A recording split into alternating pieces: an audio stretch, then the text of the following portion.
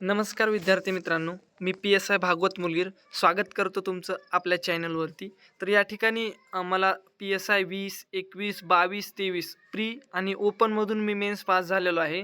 त्याचबरोबर 21, 22 आणि 23 अशा 3 राज्यसेवा मुख्यचा मला अनुभव आहे. STI मुख्य 2 दिलेले आहेत आणि त्याचबरोबर ASO आणि SRC सुद्धा मुख्य दिली आणि एक्साईज 2021 ही सुद्धा मेन्स दिली आणि प्रत्येक मेन्सला मला चांगला स्कोर असतो. तर या ठिकाणी हा जो काही माझा अनुभव आहे, मी सांगण्याचं तात्पर्य असं आहे, की तुम्हाला माझा अनुभव मला शेअर करता येईल. त्यासाठी आपण एक लेक्चर घेणार आहोत, ज्या माध्यमातून जी काही 5 जानेवारीची आपली पूर्वपरीक्षा आहे, संयुक्त पूर्वपरीक्षा आहे गट ब ची. त्याचबरोबर फेब्रुवारीमधील गट क ची पूर्वपरीक्षा आहे. या दृष्टिकोनातून तुम्हाला जे काही 10 ते 15 क्वेश्चन लॉजिकवर येतात, ते क्वेश्चन सुटावेत. जे काही जण कसं करतात माहिती नसती किंवा अंदाजे काहीतरी ABCD काहीतरी मारून टाकतात आणि त्यांचं निगेटिव्हमध्ये मार्क्स जातात. तर ते जाऊ नये आणि तुम्हाला जास्तीत जास्त फायदा व्हावा आणि तुमचं प्रिलिम्स क्वालिफाय व्हावं यासाठी आपण लेक्चर घेऊन आलात. तुम्हाला ज्या प्रश्नाचं उत्तर काहीच माहीत नाही, असे सुद्धा तुम्हाला प्रश्न लॉजिकच्या माध्यमातून सोडवता येतील. यासाठी आपल्या चॅनलला आत्ताच सबस्क्राईब करा, जेणेकरून आपण बाकी जे लेक्चर आता लॉजिकचे टाकणार आहोत, ते सुद्धा तुम्हाला बघता येतील आणि याचबरोबर इतर काही महत्त्वाचे व्हिडिओज आपण टाकलेले आहेत, जे की परीक्षेच्या दृष्टिकोनातून आणि तुम्हाला पास होण्याच्या दृष्टिकोनातून अत्यंत महत्त्वाचे आहेत. तर आत्ताच चॅनलला सबस्क्राईब करा, बेल आयकॉन दाबा आणि हे लेक्चर शेवटपर्यंत नक्की बघा. तुमचे 5 ते 10 मार्क्स 100% वाढतील. तर या ठिकाणी बघा लॉजिक कसं असतं, तर लॉजिकनं कधी-कधी 100% प्रश्न सुटतो, कधी-कधी 50% सुटतो आणि कधी-कधी एखादा पर्याय आपल्याला इलिमिनेट करता येत असतो. तर अशा माध्यमातून आपण तुम्हाला सांगणार आहे. तर आजचं लेक्चर घेणार आहोत. आपण आजच्या लेक्चरमध्ये 30-35 क्वेश्चन घेऊत आणि जसं-जसं आपल्याला वेळ भेटेल तसं-तसं वाढत जाऊ. पण हे लेक्चर अत्यंत महत्त्वाचे आहेत. ह्या लेक्चरमध्ये जवळ-जवळ सर्व लॉजिक कव्हर होऊन जातील. तर सुरू करूयात. पहिला प्रश्न आता. तुमच्या आधी मेन गोष्ट काय आहे, तुमच्या मित्रांना हे व्हिडिओ बघण्याच्या अगोदर सर्व मित्रांना ही लिंक शेअर करा. जितके जास्ती आपल्याला प्रतिसाद मिळेल तितके आपण चांगले व्हिडिओज टाकू. त्यामुळे तुमच्या मित्रांना या व्हिडिओची लिंक नक्की शेअर करा. तुमच्या ग्रुप्समध्ये शेअर करा, तुमच्या मित्रांना पण शेअर करा आणि चॅनलला सबस्क्राईब करायला नक्की लावा. तर या ठिकाणी बघा, महाराष्ट्राच्या पूर्व पश्चिम विस्तारापेक्षा दक्षिणोत्तर विस्तार कसा आहे, असं काय रिकाम्या जागा दिल्यात. तर विचार करा, ह्याच्यामध्ये 50% कसं काटायचं तुम्हाला सांगतो. 50% काटायचं तुम्हाला कसं सांगतो या ठिकाणी बघा.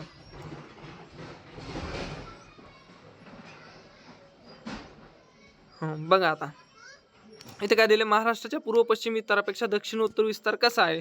काही बी असू द्या, इकडे बघा काय दिलंय, ते वेगळा दिलंय आणि इथं काय दिलंय, जास्त कमी. आता मला सांगा, वेगळा म्हणजे जास्त बी आलं, वेगळा म्हणजे कमी पण आलं का नाही. मग असा जेव्हा संदिग्ध पर्याय असतो का नाही, तो पर्याय तेव्हाच कटत असतो.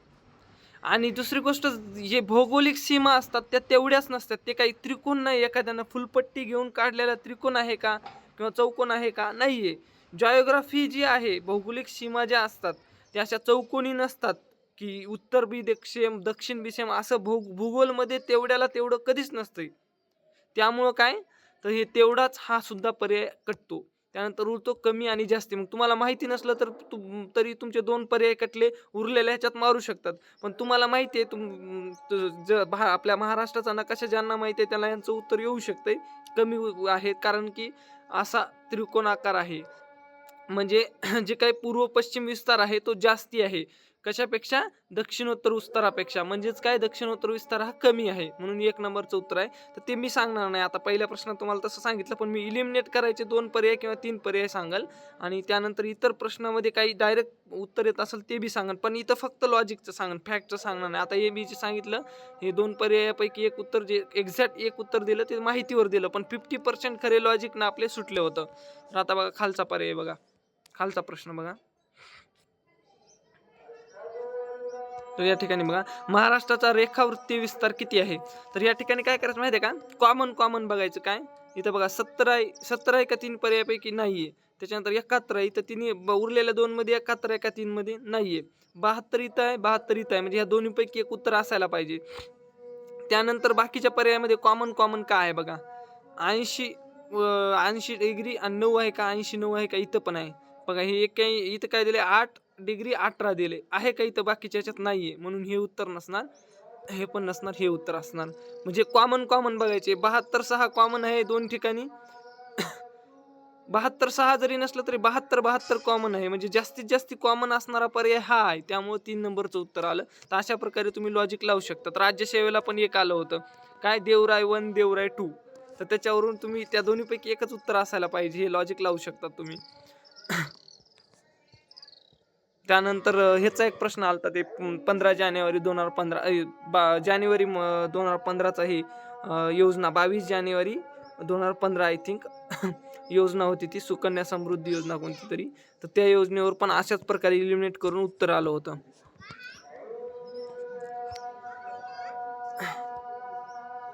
आता बघा, महाराष्ट्र राज्याचे भौगोलिक क्षेत्रफळ डॅश चौरस किलोमीटर असून भारताच्या डॅश टक्के क्षेत्र व्यापलेलं आहे. बघा इथं कॉमन, इथं बी सेम बघा.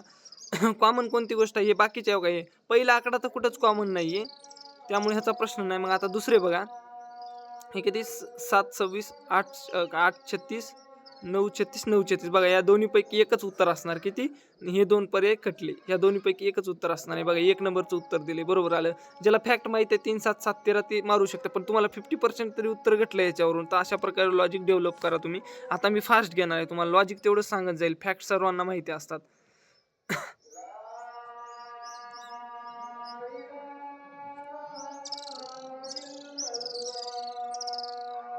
तर या ठिकाणी 3 7 7 13 ह्याच्यावरूनच लॉजिक यायले.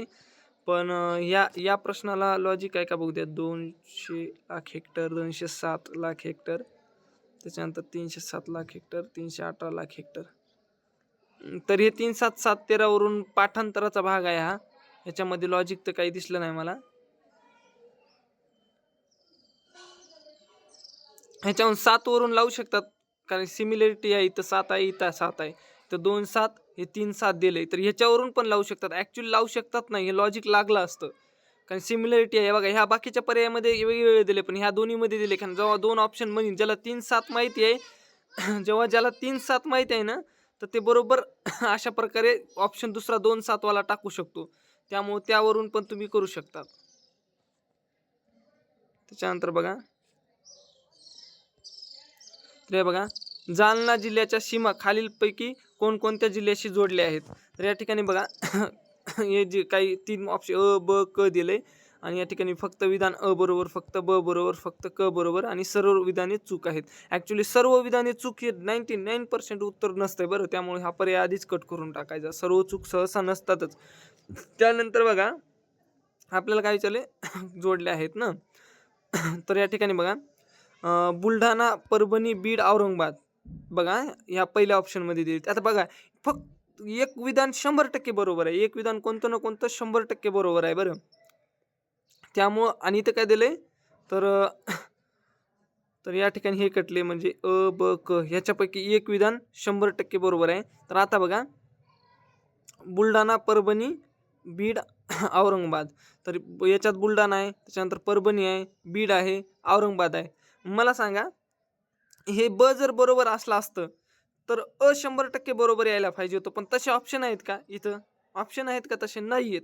त्यामुळं फक्त ब बरोबर हे होईल का? होणार नाही, कारण त्याचं ऑलरेडी अ मधले 4 जिल्हे आहेत, मग त्याच्याशी जोडलेले गेलेच आहेत. मग ब असेल तर ऑटोमॅटिक पाहिजे होतं, आहे का नाही? त्यामुळं 2 नंबरचं विधान कटलं, म्हणजे 50-50% वर झिरो नॉलेजवर तुम्ही आलात. म्हणजे आत्तापर्यंत हे 2 आणि 4 कटला, तो झिरो नॉलेजवर कटलाय. इथून पुढे नॉलेज बघा, नॉलेज जरी नसलं तरी बघा, ह्याच्यात बुलढाणा आहे, ह्याच्यात बुलढाणा आहे, परभणी आहे, परभणी आहे, त्याच्यानंतर बीड जरी नसलं तरी औरंगाबाद आहे या ठिकाणी. म्हणजे जवळजवळ ह्याच्यातले सर्वच आहेत जवळजवळ. तर प्रोबॅबिलिटी कशाची आहे की हेच बरोबर असण्याची, कारण ह्याच्यामध्ये जळगाव एक्स्ट्रा दिले, त्याच्यानंतर उस्मानाबाद एक्स्ट्रा दिले. जोडायचा प्रश्नच नाही. मग हे अ नंबरचंच फक्त बरोबर असण्याचे चान्सेस जास्त आहे. त्यामुळे या लॉजिकवर तुम्ही 1 वर जाऊ शकता, आणि तेच उत्तर आहे.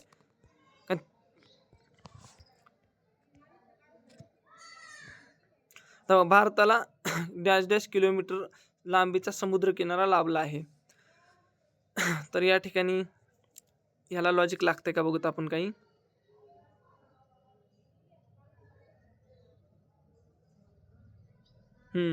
तर या ठिकाणी बघा, ह्याला लॉजिक कोणतं लागतं माहिती आहे का? सर्वात छोटा आणि सर्वात मोठा ऑप्शन कट करायचं. तर या ठिकाणी बघा, हे 6000 वालं एक ऑप्शन कटलं, आणि त्याच्यानंतर 2 सेकंडवालं कोणता हे पण कटलं. बघा, या दोन्हीपैकी एक उत्तर असतंय, आणि इथं उत्तर कोणतं दिले 3 नंबर. आणि ह्या जेव्हा 2 मध्ये कन्फ्युजन असतं ना, तेव्हा 3 नंबरचं उत्तर असण्याचे चान्सेस जास्त असतात. आणि त्यामुळं हे उत्तर आहे. हे लॉजिक आता तुम्ही बघा मॅच होतात का, पुढच्या प्रश्नाला लागू होतात का बघा. आता लॉजिक तर प्रत्येक प्रश्नाला लागू होत नाही, पण तुम्हाला जर 5 प्रश्नापैकी 4 ला लागू होत असेल तर ह्याच्या लॉटरी आहे तुमच्यासाठी. कारण जे 10-15 क्वेश्चन तुमचे जाणार आहेत, तर 10 क्वेश्चन पैकी तुमचे 7 जरी आले तरी जिथं कोणालाच येत नाही तिथं तुम्हाला यायलेत ना. तर आता बघा इथं बघा, भारताची दक्षिणोत्तर लांबी किती आहे? तर या ठिकाणी बघा सर्वात हायेस्ट पर्याय कोणता आहे? 3312 हे कटला. सर्वात लोएस्ट किती आहे? 2900 कटला. आणि उत्तर काय दिले? एक बघा. म्हणजे हे दोन पैकी आहे का? नाहीये. मग उरले दोनच. या दोन्ही पैकीच एक उत्तर निघालं म्हणजे आपलं लॉजिक लागू झालं. 50-50% कट आहेत ही पण खूप मोठी गोष्ट आहे. त्यानंतर ह्या पर्याय बघा. भारताला 10 किलोमीटर लांबीची भूसीमा लाभलेली आहे. सर्वात मोठा कोणता आहे? 16500. सर्वात छोटा कोणता आहे? 14300. उत्तर काय? 2 आहे. बघा आलं का नाही? सर्वात मोठा, सर्वात छोटा कटला. उरलेल्या दोन्हीपैकी एक तुमचं नॉलेजनुसार लावून टाका, येऊन जाईल. तुम्हाला कन्फ्युजन होत असेल 2 पर्याय कट आहेत. KBC मध्ये कसं करते 2 ऑप्शन काढून टाकतात नसलेले, तर तसं तुम्हाला हे आहे ना एक प्रकार जीवनदान, लाईफलाईन. तुमची लाईफलाईन फुकटमध्ये भेटाईल तुम्हाला. बघा भारताला 10 किलोमीटर लांबीची भूसीमा लाभलेली आहे. तर हा तोच प्रश्न आहे वाटतंय. असो, खालचा प्रश्न बघू. फास्टमध्ये घेऊत आता बघा. भारतीय प्रमाणवेळ ग्रीनिच प्रमाणवेळेच्या वेळ यांच्यात 10 तासाचे अंतर आहे. सगळ्यात मोठा पर्याय कोणता आहे? 4:30, 5:30, 6 आणि 5. बघा 6 सर्वात मोठा आहे, कटला. सर्वात छोटा कोणता आहे? 4:30, हा कटला. या दोन्हीपैकी एक उत्तर असणार. बघा निघालं का नाही? दोन्हीपैकी एक 4 नंबरचं उत्तर निघालं. 2 पर्याय आपले फुकटमध्ये कटले.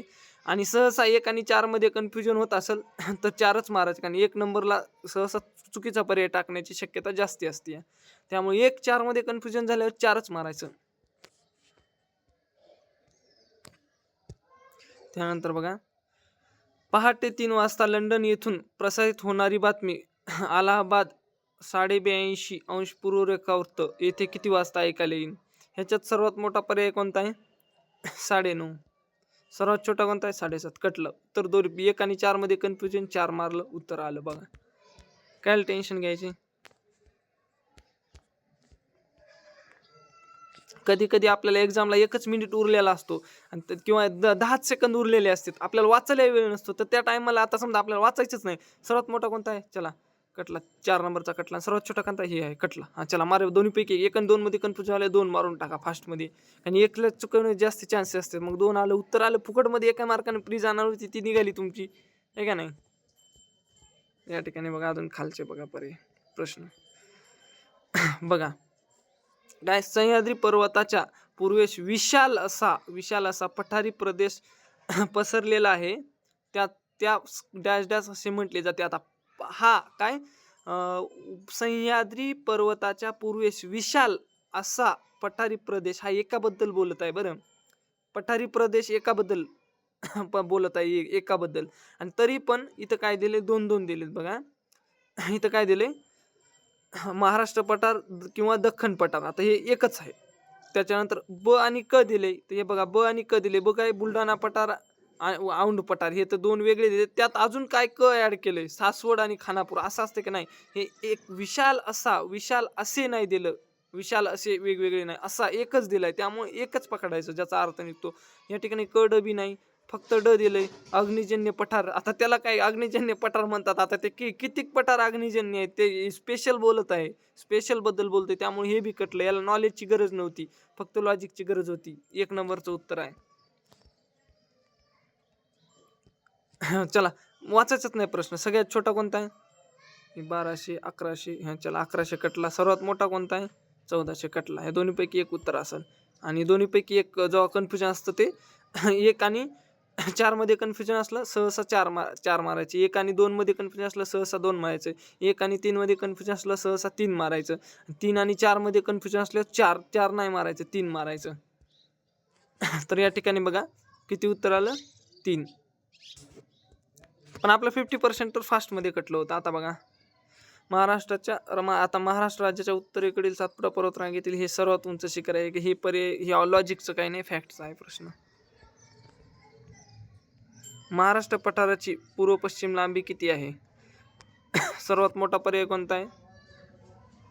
तर बघा आता थांबा, सर्वात मोठा 850 कटला हा. सर्वात छोटा 550 कटला. म्हणजे 2 ऑप्शन कटले, उरले 2. या दोन्हीपैकी एकच असणार आहे. आता मी सांगितलं होतं की काय 1 आणि 3 मध्ये कन्फ्युजन असल्यास 3 मारा.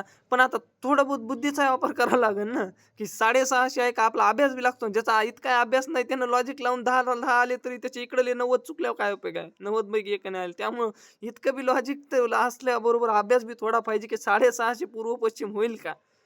उत्तर दक्षिणपेक्षा पूर्व पश्चिम लांब आहे. मग ती इतक्या कमी कशी येईल? त्यामुळं हा पर्याय कट करायचा. असा डोळे झाकून मारायचं नाही.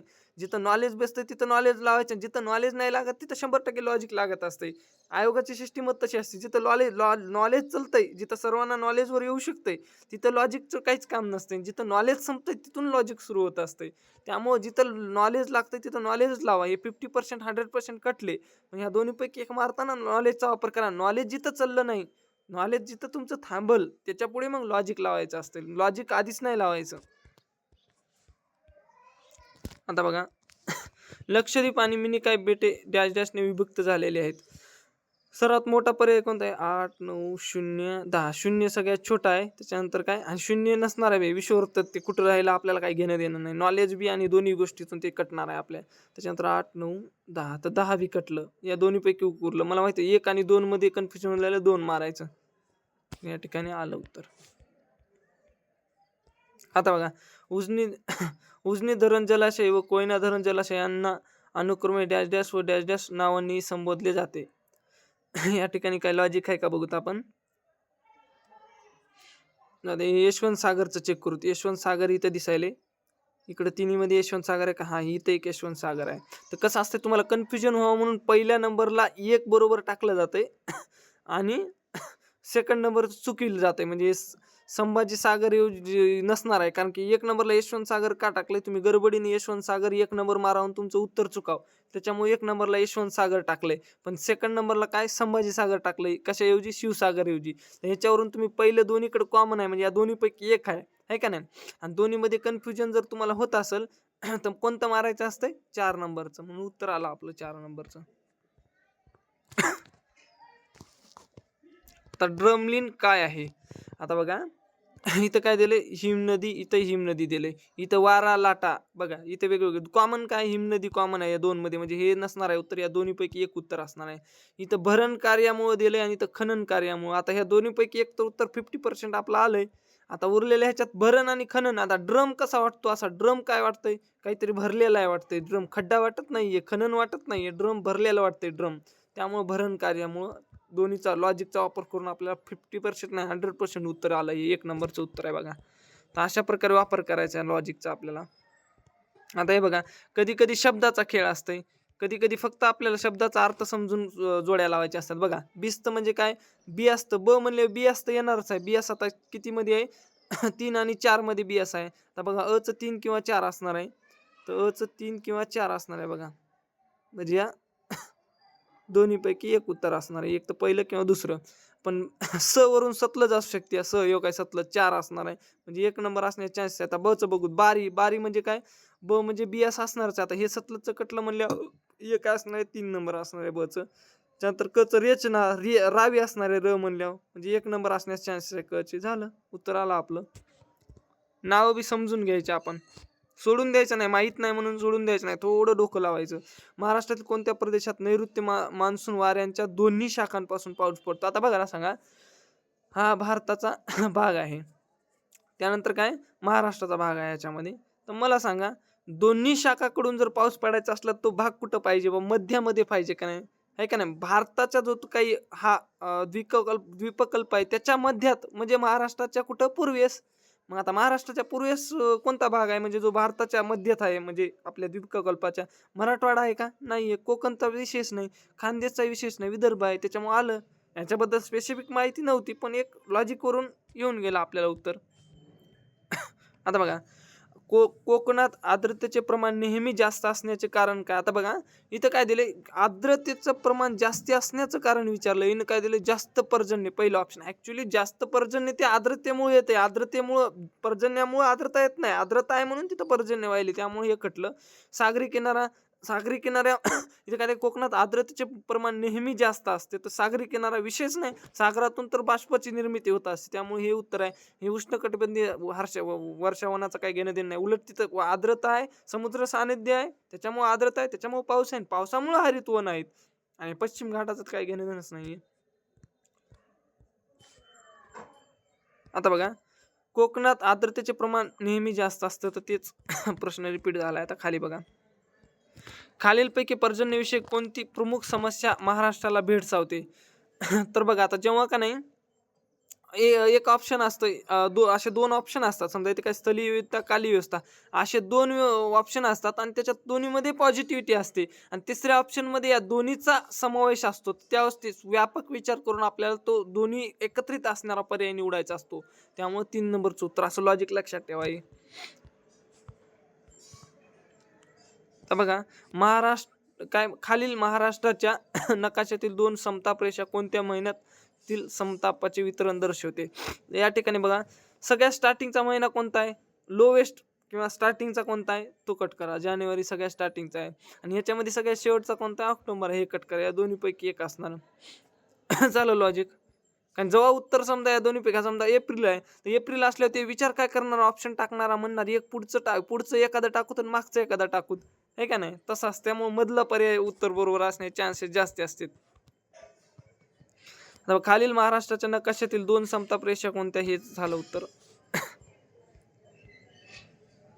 बघा, महाराष्ट्रात नैऋत्य मोसमी वाऱ्यापासून मिळणाऱ्या पावसाची टक्केवारी किती? सगळ्यात हायेस्ट कोणता आहे? 4, कटला. 95% बी नाही. सगळ्यात लोएस्ट कोणता आहे? 58, हा बी कटला. त्याच्यानंतर ह्या दोन्हीपैकी कन्फ्युजन व्हायले 2-3 मध्ये, तर 3 सहसा मारायचं असते, पण ते येईल याची काही जास्त शाश्वत नसते. पण एक 70-80% प्रोबॅबिलिटी असते की 1-2 मध्ये कन्फ्युजन असेल तर 2 असण्याची 70-80% प्रोबॅबिलिटी असते. 1-3 मध्ये कन्फ्युजन असल्यास 3ची शक्यता जास्ती, 1-4 मध्ये असल्यास 4ची शक्यता जास्ती, पण 3-4 मध्ये असल्यास 3ची शक्यता जास्ती असते. तर या ठिकाणी बघा शक्यता. बरं, आता हे बघा, हा पण प्रश्न बघितला आपण. आता खालचा प्रश्न बघू. हे बघा, -% सौरशक्ती पृथ्वीच्या पृष्ठभागापर्यंत पोहोचत नाही. सर्वात मोठा पर्याय कोणता आहे? 79%. हे पिकटला. सर्वात छोटा कोणता आहे? 39%. झालं. या दोन्हीपैकी एकच उत्तर असणार आहे. ह्या दोन्हीमध्ये आहे बघा. 2 आणि 3 मध्ये कन्फ्युजन असलं, जास्ती शक्यता 3ची असते. उत्तर बी 3च दिले. झालं, लॉजिक आलं आपलं उत्तर बरोबर. नंतर बघा 3 नंबर बघा, खालील विधाने भारतातील हिवाळ्यातील हवामानाची स्थितीवरचं वर्णन करतात. कॉन्ट्राडक्टरी स्टेटमेंटवरून उत्तर काढायचे असतात असल्या. जास्ती स्टेटमेंट म्हणलं की शुअर उत्तर येतं, काही माहिती नसलं तरी. बरोबर विधाने विचारलेत हा. अशा परिस्थितीमध्ये तुम्हाला काहीच लॉजिक लागत नसलं ना, बघा पर्याय कॉमन काय आहे? कॉमन कॉमन आहे, इथे कॉमन आहे, इथे कॉमन आहे का नाही? मग आता इथं बरोबर फक्त क असल्या याचा अर्थ 3 चुकायलेत. मग 3 चुकण्याची प्रोबॅबिलिटी जास्त असणार का 1 चुकण्याची प्रोबॅबिलिटी जास्त असणार? 1ची असणार. म्हणून त्याचा विचार करायचा नाही. मग आपण ह्याचा विचार करा. तिन्ही पर्यायामध्ये कॉमन काय? आहे. म्हणजे बरोबर असण्याचे चान्स जास्त आहे. मग वरून आपण बाकीचे स्टेटमेंट बघू. काय दिलं? उत्तर भारतात कमी तापमान असते. आता ह्याला बरोबर गृहीत धरून आपण बाकीचे स्टेटमेंट बघू. ब मध्ये काय दिले? आता बघा ब मध्ये काय दिले? तर उत्तर भारतात उच्च दाब असलेला विभाग असतो. उच्च दाब बघा, मला सांगा, कमी तापमान जर असेल तर तिथं हाय प्रेशर असतं. त्यामुळे हे याच्या दृष्टिकोनातून हे बरोबर आहे. ह्याला जर बरोबर धरलं तर हे बी बरोबर येईल. त्याच्यानंतर हवेचा दाब उत्तरेकडे कमी होत जातो. तर बघा, उत्तरेकडे कमी होत जातो का? नाही, उलट उत्तरेकडे जास्ती आहे. कारण तिथं टेम्परेचर कमी आहे. तिथं जी वायूची घनता असते ती जास्ती असते थंड असल्यामुळं. कारण की वायू तिथं एकत्रित येतात आणि जर गरम असेल तर ते एक्सपॅन्ड होत असतात, म्हणून घनता कमी असते. त्यामुळे हे बरोबर असेल तर हे बरोबर आहे आणि हे चूक आहे. त्याच्यानंतर वारे जमिनीकडून समुद्राकडे वाहतात, ते काही बी असू द्या. तुमचं जर डोकंच चलत नसेल तर ब डेफिनेटली बरोबर आहे. या दोन्हीच्या दृष्टिकोनात क चुकीचं आहे. त्यामुळे क इथे एक चुकीचं आहे, क इथे एक चुकीचं आहे, क इथे एक चुकीचं आहे. तो हे उत्तर बरोबर आलं. मग बाकी नंबरची बघायची तुम्हाला गरज नाही. जरी बघायचं असलं तर बघा, वारे जमिनीकडून समुद्राकडे वाहतात. आता हाय प्रेशर जर उत्तर भारतात जमिनीवर असेल तर जमिनीकडून कुठं वाहणार? समुद्राकडे वाहणार. आणि हे स्टेटमेंट बी बरोबर आहे, जमिनीकडून समुद्राकडे वाहतात. झालं ते बोललं, पण ते गरजच नव्हती त्याची. जरी असली तरी तुम्ही कन्फर्म करण्यासाठी अजून बघू शकता. 3 नंबरचं उत्तर दिले, बरोबर पण आहे. जास्ती डोकं लावायची गरज नाही. आता बघा, लू हे कोरडे शब्द पकडचा. लू हे कोरडे आणि धुळीचे वारे भारताच्या वायव्य भागातून वाहणारे महिने डॅश डॅश. तर बघा कोणत्या महिन्यामध्ये वाहतात असं विचारलंय. मला सांगा ऑक्टोबर नोव्हेंबरमध्ये कोरडे वाहतील का हो? धुळीचे कोरडे वाहतील का ऑक्टोबर नोव्हेंबर? पावसाळ्याच्या नंतर किंवा पावसाळ्याच्या दरम्यान किंवा पावसाळ्याच्या नंतर वाहू शकतात का? नाही, कोरडे नसणार, धुळीचे नसणार, त्यामुळे हे पर्याय कटला. त्यानंतर एप्रिल मे जून जून जुलै. जून जुलैमध्ये तर भर पावसाळा असतंय. जुलैमध्ये शक्य आहे का ते? नाही आहे. एक तर ते एप्रिल मे किंवा मे जूनमध्ये असेल. आता राहिले 2 पर्याय तर कटले. आता 1 आणि 2 मध्ये कन्फ्युजन असलं तुम्हाला सांगितले 2 नंबर जास्ती करून मारायचं. झालं 2 नंबर मारला आपलं उत्तर आलं. आलं का नाही? कशाला प्रश्न चुकतील आपले लॉजिकनं? या ठिकाणी बघा अजून बघा. खालीलपैकी कोणता घटक भारताच्या वायव्य भागात हिवाळ्यात पाऊस पडण्यास कारणीभूत ठरतो? तर बघा हिवाळ्यात पाऊस पडण्यात आता नॉर्मली पाऊस पावसाळ्यात पडतो. पावसाळ्याला मान्सून म्हणतात. त्याला मान्सूनचे 2 पर्याय कटले. लॉजिक. आणि 1 आणि 2 मध्ये कन्फ्युजन झालं तर कोणतं मारायचं? 2 मारायचं. ज्याला आलं झटकीपट उत्तर, टेन्शनच नाही. आलं का नाही उत्तर? विषय संपला. कशाला डोकं लावायचं जास्ती? आधीच 50 मिनिटं 60 मिनिटं 100 प्रश्न असतात. त्यात मॅथ रिजनिंगचे प्रश्न 15 किंवा 20 येऊ शकतात.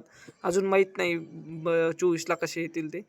ग्रुप बी सी एकत्र झालं तर तेव्हा आले होते 20. आता काय सांगू शकत नाहीत, पण 15 तरी मिनिमम येणारच. तर बघा खालीलपैकी वृष्टीचे रूपे सांगा. ब्रॉड माइंडेड विचार करायचा. काय ब्रॉड माइंडने विचार करायचा. वृष्टी म्हणजे पावसासारख्या काय गोष्टी आहेत. पाऊस असेल, हिमवृष्टी असेल, कोणती पाण्याची वृष्टी म्हणजे पाऊस, हिमाची वृष्टी म्हणजे हिमवृष्टी. रिमझिम पाऊस बी वृष्टीच झाला का नाही? आहे का नाही? पण ढग काय समजा, ढग हे वृष्टीचं साधन आहे. त्या माध्यमातून आपल्याला वृष्टी मिळते. त्यामुळे ड पर्याय कटला. लॉजिक आहे. किंवा तुम्हाला माहिती नाही काही सरळ सरळ इथं काय दिले जास्तीत जास्त पर्याय दिलेत का ना. आता बघा पाऊस, रिमझिम पाऊस, हिमवृष्टी हे जर कॉमन असेल किंवा हे सारखे असतील आणि ह्या एकटाच वेगळा असेल तर 100% वृष्टीचे रूपे विचारत म्हणले हे रूपे अनेक आहेत. मग हे कॉमन आहेत, हे वेगळं आहे. मग हे वेगळं आहे त्याला काटा. ड तर विचारलंय ड कुठं आहे? ड इथं आहे का? हाय कटला.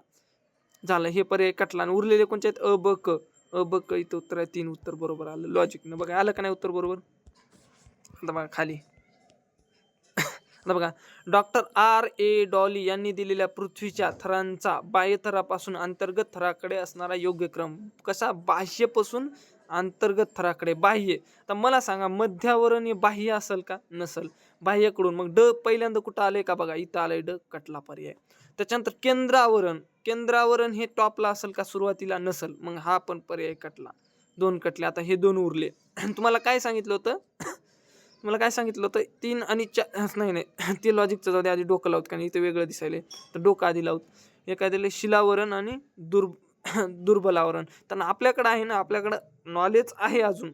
ॲक्च्युली त्या लॉजिकनुसार आपण काय सांगितलं होतं? 3 आणि 4 मध्ये कन्फ्युजन झालं तर 3 मारायचं, पण इथं उत्तर 4 दिलंय. पण आपण काय करायचं? आधी नॉलेजचा वापर करू. कारण आपल्याकडं अजूनही मध्यावरण आणि केंद्रावरण आहे. केंद्रावरण सगळ्यात मध्ये असतं. काय? केंद्रामध्ये असतं. मग ते सगळ्यात आतमध्ये असतं. मग सगळ्यात शेवटी कुठं आहे? 4 नंबरला, म्हणजे नॉलेजनुसार. त्यामुळेच आता जरी मी तुम्हाला थोडं वाटलं मला की नाही नाही लॉजिकनुसार फास्ट सांगा, पण नाही, नॉलेज आधी वापरायचं. नॉलेज इथं नाही चलत, तिथं लॉजिक. बघा इथं लॉजिक डायरेक्ट लावल्याऐवजी नॉलेज लावलं तर आलं 4 नंबरचं उत्तर. म्हणजे जिथपर्यंत नॉलेज चालतंय तिथपर्यंत नॉलेज वापरायचं आणि जिथं नॉलेज संपल तिथं लॉजिक लावायचं. आता जर मी गडबडीने लॉजिक लावलं असलं तर माझा प्रश्न चुकला असता. त्यामुळे आधी काय करायचं? लॉजिक यूज करायचं आधी. आता बघा ह्यानंतर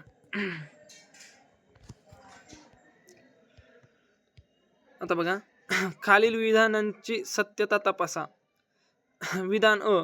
हिवाळ्यामध्ये द्वीपकल्पीय भागाच्या तुलनेत उत्तर भागाकडे हवेचे तापमान खूपच कमी असते. काय? हिवाळ्यात द्वीपकल्पीय भागाच्या तुलनेत उत्तर भारतामध्ये हवेचे तापमान खूपच कमी असते. त्यामुळे तेथे काय हवेचा दाबाचे प्रमाण अधिक असते. काय? तापमान कमी, हवेचा दाब जास्ती. हे बरोबर आहे. आता हिवाळ्यामध्ये उत्तर भारताच्या तुलनेत द्वीपकल्पीय भारतामध्ये हवेचे तापमान खूपच जास्ती असते आणि त्यामुळे तेथे हवेचा दाबाचे प्रमाण कमी असते. तर या ठिकाणी बघा या बघा हिवाळा दिलाय, दोन्हीकडे हिवाळा आहे. त्यानंतर काय? द्वीपकल्पीय भाग दिलाय इथं आणि इथं काय? उत्तर भारत दिलंय. आणि द्वीपकल्पीय भारताच्या तुलनेत उत्तर भारतामध्ये दिले ना, उत्तर भारतामध्ये काय? हवेचे तापमान कमी असते. इथं काय दिले? द्वीपकल्पीय भारतामध्ये हवेचे तापमान काय असते? जास्ती असते. एकच कंडिशन आहे, 2 ठिकाण आहेत आणि एक्झॅक्टली अपोजिट आहेत. त्यामुळं उत्तर भारतामध्ये काय दिले? तापमान खूपच कमी असते. आता तापमान कमी असल्यास हवेचा दाब काय असतो? अधिक असतो आणि इथं काय दिले द्वीपकल्पीय भागामध्ये हवेचे तापमान खूप जास्त असते आणि त्यामुळं काय त्यामुळे हवेच्या दाबाचे प्रमाण कमी असते. तर बरोबर आहे. उत्तर भारताचं आणि दक्षिण भारताचं अपोजिट आहे. त्यामुळं 1 नंबरचं उत्तर आलं. पण ह्याला थोडं नॉलेज लागतंय.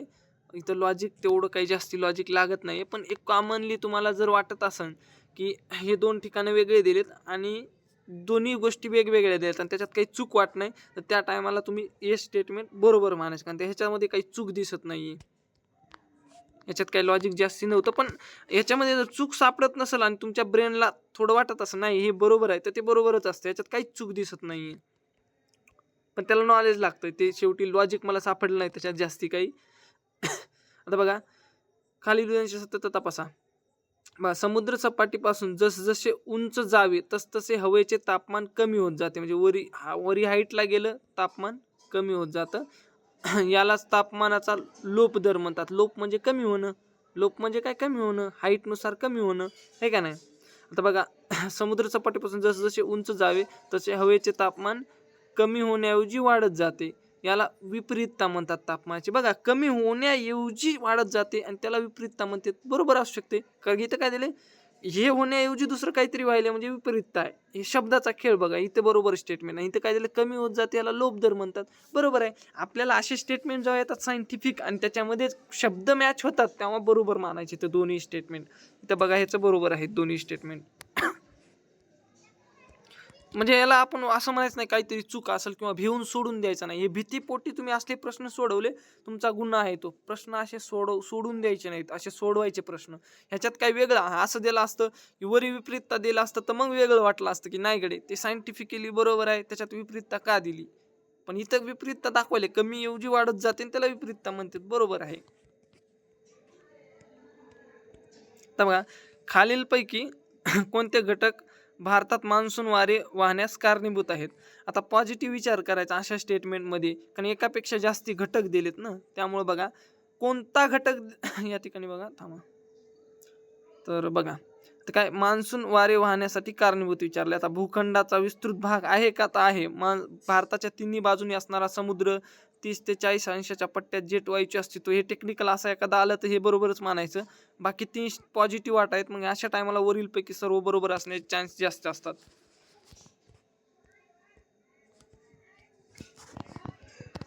आता हे बघा, हे लॉजिकल क्वेश्चन आहे पूर्ण. 1 इंच नाही, फॅक्ट आहे पण त्यात बी लॉजिक लागतात. 1 इंच वायुभार म्हणजे किती? आता बघा, ह्याच्यात कॉमन बघा काय आहे. इथं 12 दिले, 1 2, 12ला 1 2 पकडा. इथे 1 2 आहे का? इथे 1 2 आहे का? इथे 1 2 नाही, हे कटला. इथं किती 3 4, इथं 4 3, इथं 3 4. आता बघा, ह्या दोन्हीमध्ये कॉमन आहे, पॉईंटचाच फरक आहे. आहे का नाही?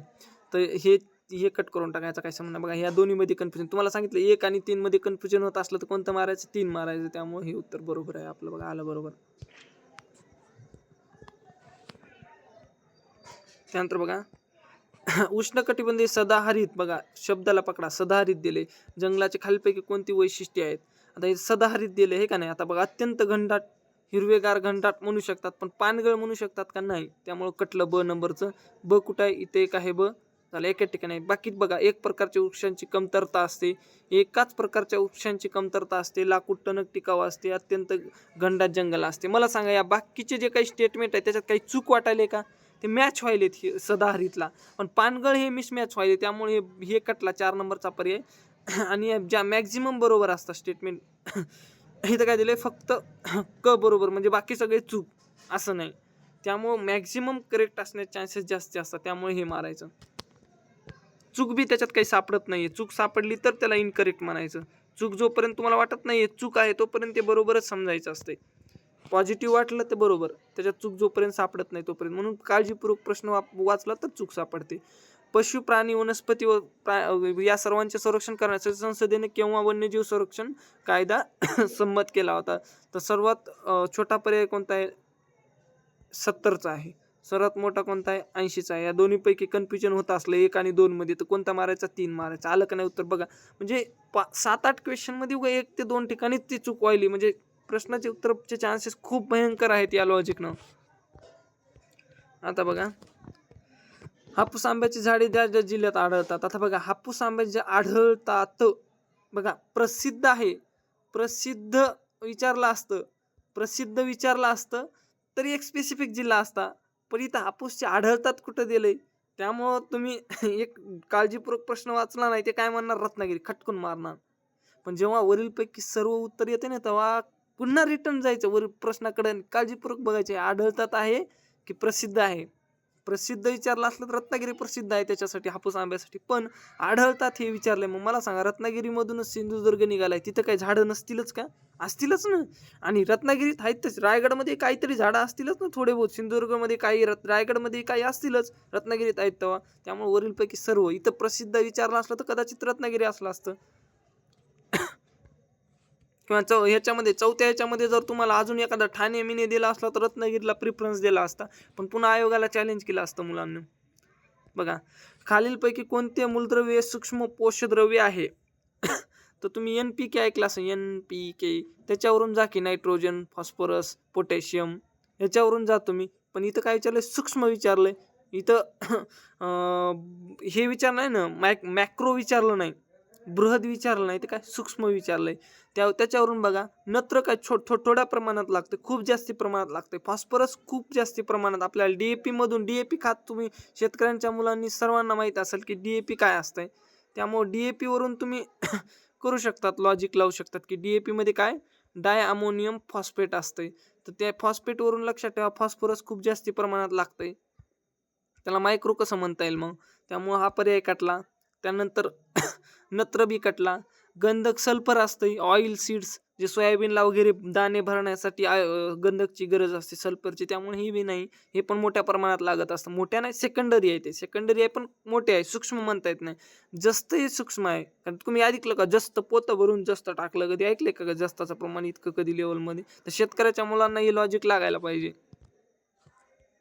इथं नॉलेजच आहे एक प्रकारचं. पण तरी प्रश्न सोडून देण्यापेक्षा काही जण घाबरून सोडून देतात. तर त्यांनी शेतातलं आपलं स्वतःचं उदाहरण घ्या ना. शेतातला वापर करा तुम्ही स्वतःच्या नॉलेजचा. आता बघा, खरं नाही काय विचारले आपल्याला महाराष्ट्रातील मासेमारीबद्दल काय खरं नाहीये. तर या ठिकाणी बघा. बघा आता एक एक पर्यायाच्या हिशोबानं जाऊत आपण. तर महाराष्ट्रात मासेमारी 75,000 पेक्षा अधिक चौरस किलोमीटर क्षेत्र उपयुक्त आहे. त्यानंतर महाराष्ट्रात मासेमारी खाऱ्या, निमखाऱ्या आणि गोड्या पाण्यावर चालते. आता बघा जनरल स्टेटमेंट आहे.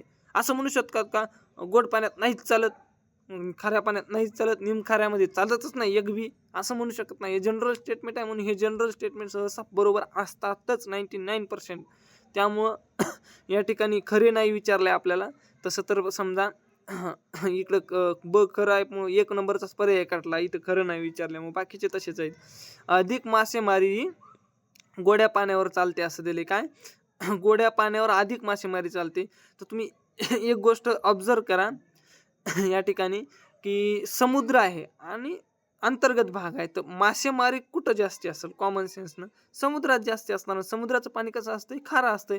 त्यामुळे गोड्या पाण्यावर चाल जास्ती दिले का त्यातल्या त्यात आपल्या नद्या थोड्याच बारमाही आहेत. कोरड्या पडतात नद्या आपल्या सगळ्या जास्तीत जास्ती. त्यामुळं हे म्हणता यायचं नाही. त्यामुळे हे स्टेटमेंट रॉंग आहे. सुमारे अर्धे पकडलेले मासे सुकविले जातात. तर या ठिकाणी ते नंतर बघूत. पण ह्या पर्यायावरून बघूत की डेफिनेटली चुकीचा आहे. त्यामुळे हा पण पर्याय कटला आपला. हे 2 पर्याय उरलेत. आपल्या लॉजिकच्या हिशोबानं 2 आणि 3 मध्ये कन्फ्युजन असलं 3 उत्तर बरोबर आले. पण तरी पण आपण पर्याय बघूत. तीव्र उन्हाळ्यात मासेमारी बंद असते. आता मला सांगा बंद म्हणता येईल का बरं? म्हणजे उन्हाळ्यात मासेच खात नाही त्याचा अर्थ लोक पूर्ण बंदच असते असं असतं का? एक्स्ट्रीम स्टेटमेंट आहे. येतं 101% चूक आहे. 101% नाही 200% चूक आहे. तसं तर या स्टेटमेंटवरून जर आपण गेला असतात आधी वाचलं असलं डायरेक्ट आपल्याला उत्तर येत होतं. कारण एकाच ठिकाणी आहे. कारण बंद असते दिले बंद असतात का दाखवायचेत का जाऊन म्हणायचं म्हणजे आयोगाला चॅलेंज करता येते ना. उन्हाळ्यात बंद असतात का? असतंय का बंद? शक्यच नाही. मासे उन्हाळ्यात बी खातात लोक. उलट इव्हन उन्हाळ्यात कदाचित जास्ती असतील. मला त्याच्याबद्दल एक्झॅक्ट नॉलेज नाही पण कदाचित गरमीमुळे जास्ती असतील मासे. तर बघा, सेंद्रिय शेती प्रकारात खालीलपैकी काय अपेक्षित नाही विचारले. आता एखाद्यानं समजा गडबडीत हा प्रश्न सोडून दिला तर त्याच्या इतकी चूक काहीच नसणार. आता सेंद्रिय म्हणले रासायनिक खाता असतील का? नाही, विषय संपला. डायरेक्ट यायले मग ह्याला गडबडीत सोडून द्यायचं नाही. असे प्रश्न 100% सोडवायचे. त्याचबरोबर दुसरं काय दिलंय? वनस्पतीजन्य कीटकनाशकांचा वापर आणि जनावरांच्या. आता जनावर वनस्पती जैविक आहेत. 2 पर्याय सारखे आहेत. ह्याच्या विरोधात 3 नंबर दिसायला. अशा प्रकारे तुम्ही मारू शकतात. आता बघा ह्याच्यात लॉजिक काय आहे का बघू द्या. इथं काय जोड्या गहू हे जाती दिल्यात आणि पीक गहू, ज्वारी, त्याच्यानंतर काय तांदूळ आणि कापूस दिले. तर इकडं सुवर्णा, बन्सी, लक्ष्मी, चिनोर. आता याच्यात सगळ्यात जास्त लॉजिक लागायसारखा पर्याय बघा की लॉजिक लक्ष्मीवरून लावू शकतात. इथं व्यापारी पीक कोणतं आहे याच्यापैकी? कापूस आहे, कारण लक्ष्मी म्हणजे पैसा असतं. डचं 3 आहे का बघा, डचं 3 आहे का? डचं 3 नंबरला आहे. 3 नंबरच उत्तर आहे, कारण की मला माहिती आहे सुवर्णा जी आहे ती ज्वारीची आहे आणि गहूची बन्सी आहे. अचं 3 आहे. अचं 3 कुठं आहे? सॉरी, हां, अचं 2 दिलंय ना, बन्सी बरोबर आहे. अचं 2 बन्सीच म्हणलो मी, पण 3 हे करायला. आता अचं गव्हाची बन्सी आहे त्याच्यामुळे 2, अचं 2 या ठिकाणी 2 ठिकाणी आहे. बचं काय? ज्वारीची सुवर्णा. सुवर्णा किती? 1 नंबरला आहे. तर बचं 1 3लाच आहे. आणि कचं काय दिलंय? तांदूळ. तो तांदळाची माहीत नव्हती, पण आता उरलेला पर्याय 4था आहे. त्यामुळे हे 3 नंबरच उत्तर बरोबर आहे. आता बघा, वनस्पतीच्या योग्य वाढीसाठी एकूण किती अन्नद्रव्याची अत्यंत आवश्यकता असते? सर्वात छोटा पर्याय कोणता आहे? सर्वात छोटा 12 आहे, हा कटला. सर्वात मोठा कोणता आहे? 32, हा कटला. या दोन्हीपैकी एक उत्तर असू शकतं. आपल्या लॉजिकनुसार नेमाने 1 आणि 3 मध्ये कन्फ्युजन असल्यावर 3 मारायचं होतं. या लॉजिकनुसार हा प्रश्न चुकायला, पण तुमचा 50% या लॉजिकनुसार बरोबर 50% तुमचं एलिमिनेशन झालंय. मग आधी नॉलेज वापरलं असतं. तुम्हाला 15 आणि 16 मध्ये 16 वाटत असेल नॉलेजनुसार, तर मग 16 वर जायचं.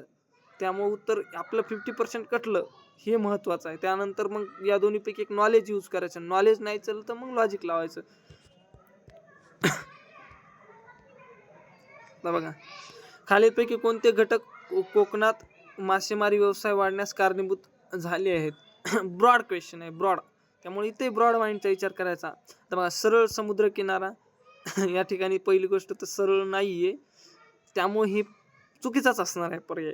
पहिली गोष्ट दंतूर किनारा आहे, सरळ नाहीयेच किनारा. आड्या आहेत खूप जास्ती, असा विस्कळीत किनारा किंवा दंतूर किनारा आहे. त्यामुळे सरळचा प्रश्नच येत नाही. हे कारणीभूत आहे का नाही, पण तरी असू किंवा नसू हा पर्याय चुकीचा आहे. त्यामुळं नंबर तर ह्याच्यात बी कटलं, ह्याच्यात बी कटलं आणि ह्याच्यात बी कटलं, डायरेक्ट आला. असा जर तुम्हाला फ्री हिट भेटला तर सोडायचा नाही. तुम्हाला कळलं काय चाललंय की घटक कोकणात मासेमारी व्यवसायात कारणीभूत ठरलेत. सरळ समुद्र किनाराच नाही तर तिथूनच पर्याय डायरेक्ट उडवायचा. पुढे वाचायचीच गरज नाही. वाचलं तर मग काय झालं? विस्तीर्ण समुद्रबूड बरोबर आहे. सहकारी संस्था, सरकारी आधार हे बरोबर आहे. जनरल स्टेटमेंट आहेत, पॉझिटिव्ह आहेत. सरकारी आधार आहे त्याच्यामुळे प्रोत्साहन तर भेटणार, कारणीभूत होणार.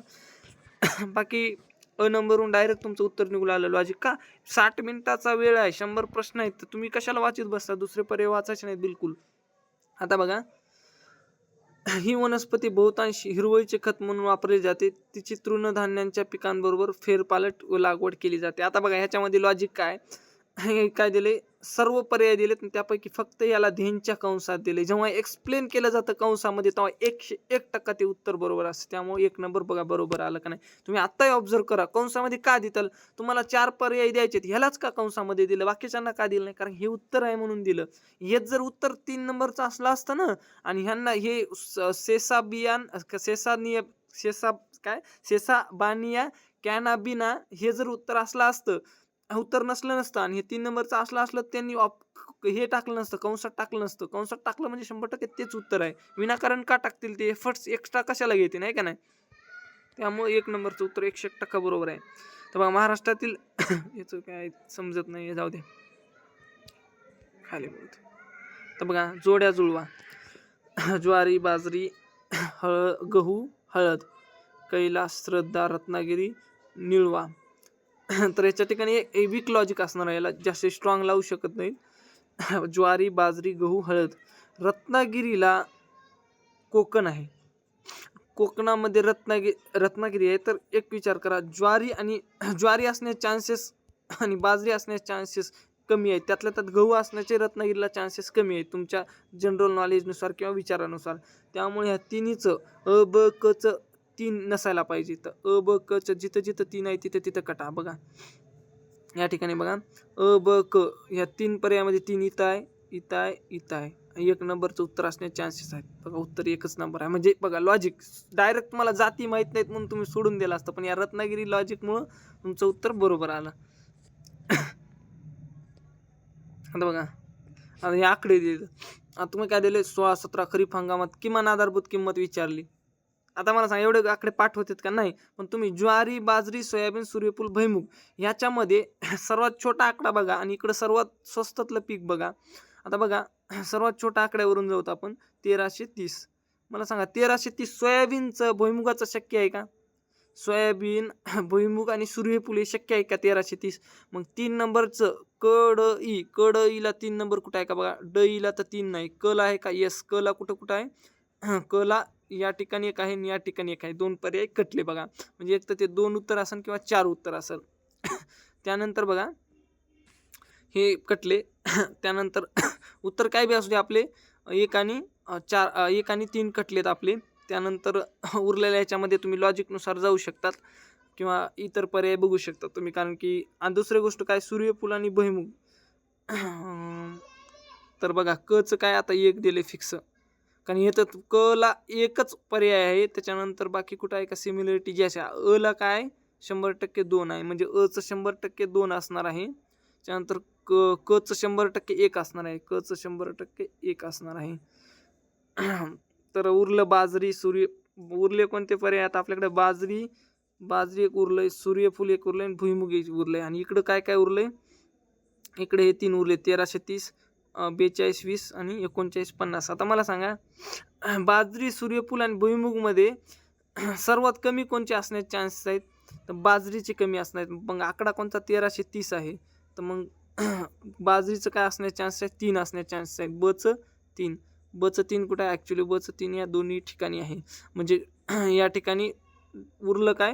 या दोन्हीपैकी एक. आता या दोन्हीपैकी एक तुम्ही लॉजिक लावायचा काही पर्याय नाही. कारण याचे सिमिलर आकडे आहेत आणि हे पिकं पण जवळपास सारखेच महाग असतात. मग आता तुम्ही लॉजिकनुसार आपलं लॉजिक काय होतं?